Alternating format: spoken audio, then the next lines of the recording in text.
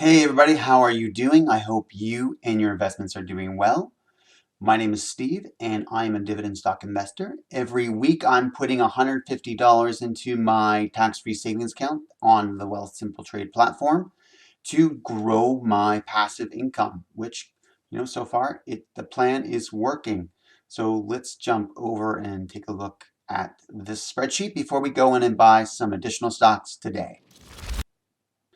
Okay, so here we have my dashboard where you can see my current value of my two accounts, tax-free savings account and my personal account is $7,800. $78,000 that would be nice. $7,800. My goal for the end of the year is to get it up to $10,000. So I am on target with $150 a week into the account. I should hit that target, especially then if the value grows of the positions that I hold, or even with the additional dividends that are coming in. As you can see here, there's some nice growth. By the end of this month, in 3 days or so, I'll have some additional dividends that will put this over. I think it'll actually give me a new high. So it's nice. Every month, it seems to be growing, and just, well, yeah, more and more dividends coming in. So therefore, my yield on cost keeps improving. Before this was below 4%, but now it's above 4%, which is awesome. So yield on cost is basically how much I'm received based on how much I've actually put in. So, all right. So really here I've kind of laid out, I've got $158 in cash, and right now I'm looking at buying some Bell Canada stock and some Course Entertainment stock. Of my diversification, they are currently in the 6% range. There's 6.7% for BCE. And if I find Chorus, 6.9%. I'm trying to keep these as even as possible. So like right now, 7% is that range.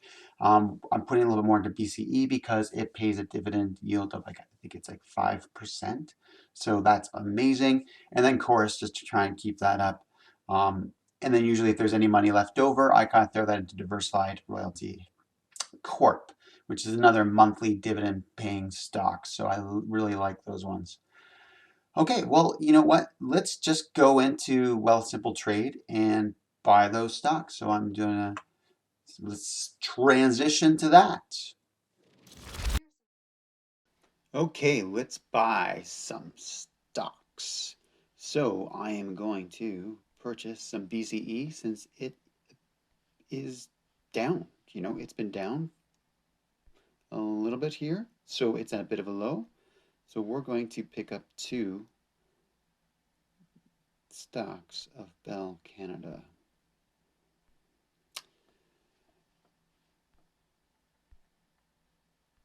Confirm order.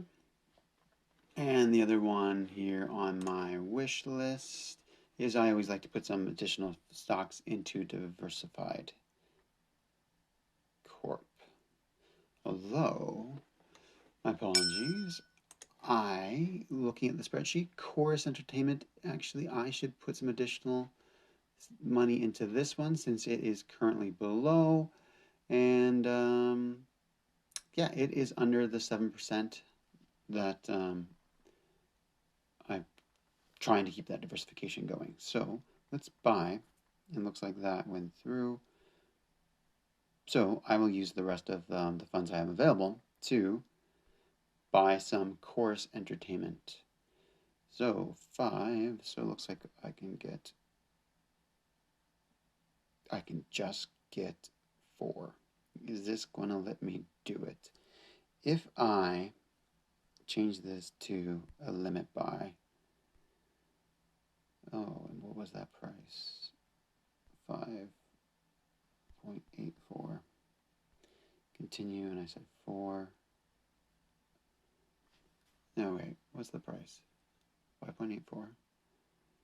Oh, so suddenly I could buy 5. So why don't we buy 5 instead? So this one may or may not go through. We're rolling the dice here. But hey, if I can get more right now, why not? So that kind of concludes the stocks we're going to buy. So let's go back to the full screen and keep talking. Okay, so there we are back. So one thing I don't normally show because I'm usually buying the stocks before the market opens, so then I don't usually get my notifications that the stocks have been purchased, so I don't know what my final stock price is. So here I'm going to show where I've now have that information. I'm going to update my activities tab and basically just, it's so simple, but you'll see exactly what I do. And just so you know, if you like the spreadsheet that you see me using, it's available in the link down below at a low price of $2.50, not much at all. And it will just give you a head start on creating and tracking your own dividends. Feel free to change the spreadsheet as you like. I'll let you know of any major updates to the spreadsheet, but for the most part, it has just been working. The only major changes I really want to make is some user interface changes. So that way, when you buy new stocks, there's like an interface that you can actually engage with and it adds the information automatically. Obviously, that's a major change to the spreadsheet, so it's taking me a little bit of time. So let's go into the activities tab. Here, I've already kind of pre-populated some of the information here, and I have the prices here. So basically, I just add it in. So what are how many stocks I purchased? What is the actual purchase price of those stocks? And then the formula kind of figures it out the rest. I can then go over into my tax-free savings account. Actually, first I'll jump over to the dashboard where then we can see, well, mind you, the value is the same because $150 was already in there.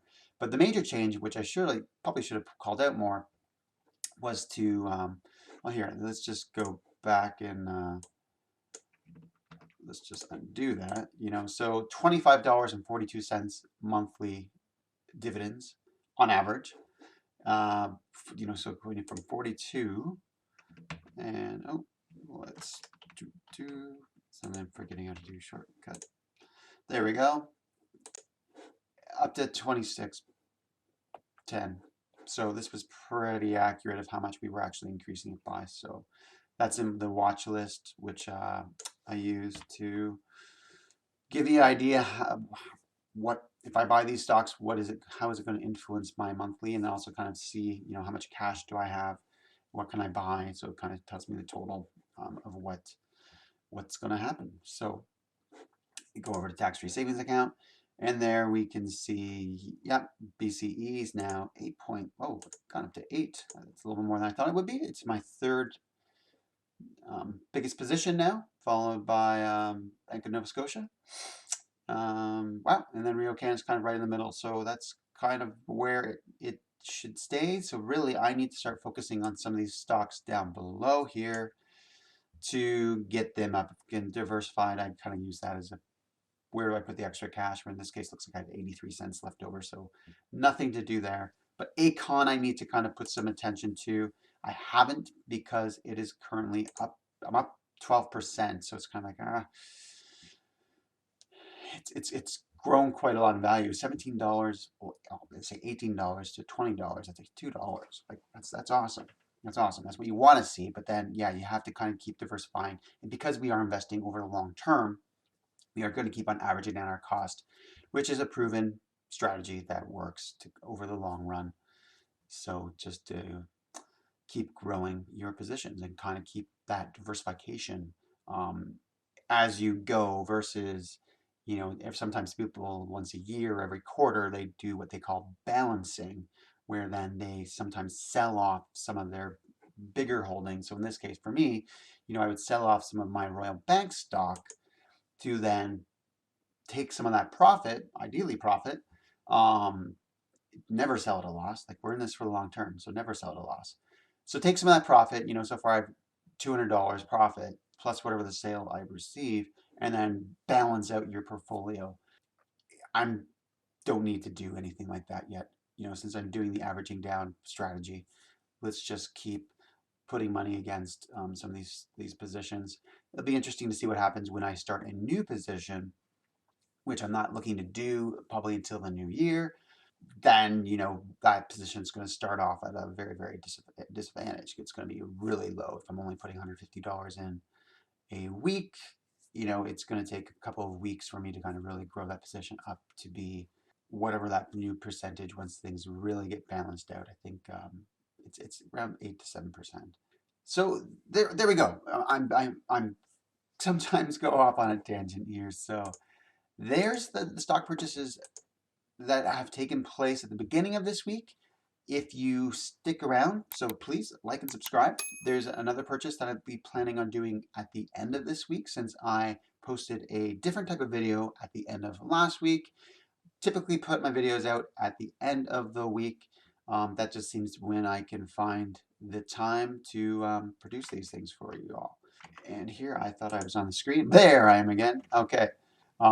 Sorry, just like to kind of just see you guys. Not that we're actually seeing you, but you can see me. That way I feel like I'm talking to you, because we are creating a community here, which is great. So I hope you guys are doing awesome. I hope you guys are doing well. Like I said, I will be planning on picking up a new position in the new year. I'd love to hear your thoughts. I need to do some deep dives in some of these positions, even to kind of see if I should even keep them. In the book I'm reading, The Intelligent Investor, there was a section that talked about it. So it's all about value stocks in general, but there was a section, I think it was Peter Lynch, talked about investing in the companies that you really know. But then this author really said, like, okay, that's great that you know them, but at the same time, you still need to know their financials. Where I've told people before, like, a lot of the stocks that I own, like Royal Bank, Bell Canada, Pizza, these are companies I know, and I like those companies, but that is sometimes not enough. So as much as it is great to kind of invest in the companies that you know, and like I like these companies, I like their products, I know their business model, but you should still kind of always try and peek, you know, actually the recommendation of the book was, read the financial statements backwards, because they usually put the things that they don't want you to read about in the back. But then that does require a whole lot of additional financial literacy, excuse me, financial literacy, to really understand what those financial statements are all about. And I know I don't have the time to do this. I have two daughters. Like, my evening last night was commuting people all around. I don't always have time. I've got a full-time job as well. So when am I supposed to be reading these financial statements? So do your due diligence. Again, this is why this is not financial advice as well. That do your speak clearly. Do your due diligence and still kind of find out a little bit more about these companies as much as like you like them. So wow, this ending is just totally gone off the rails. I've not got enough coffee into my system yet, clearly, this morning.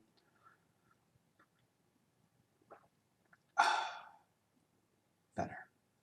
Okay, I feel better. Hit that like button if you like coffee. Guys, thanks for sticking around to this part. I hope you guys are having a great day, and we will see you in the next video again at the end of the week. So subscribe and hit that bell. You'll get notified when it's out.